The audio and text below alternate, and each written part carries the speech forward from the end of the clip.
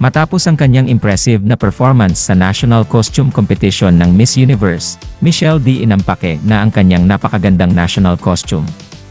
Sa bidyong ibinahagi mismo ni Michelle, makikita siyang isa-isa nang kinakalas ang mga malalaking detalye na nakakakabit sa kanyang isinuot na costume. Captions niya, "Time to put this bad boy away." Ipinakita niya ring ang box na lalagyan nito, at sinabing finito or finish tapos na. Pabiro pa nitong sinabi na, Dora the Builder had to reconnect the battery cause syempre bawal on an actual plane.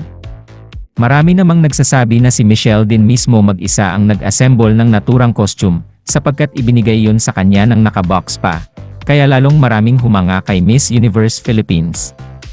Masaya at agad naman sinalubong si Michelle ng kanyang mga kaibigan, kabilang na sila Samantha Panlilio at Maureen Montang, matapos ang National Costume Competition.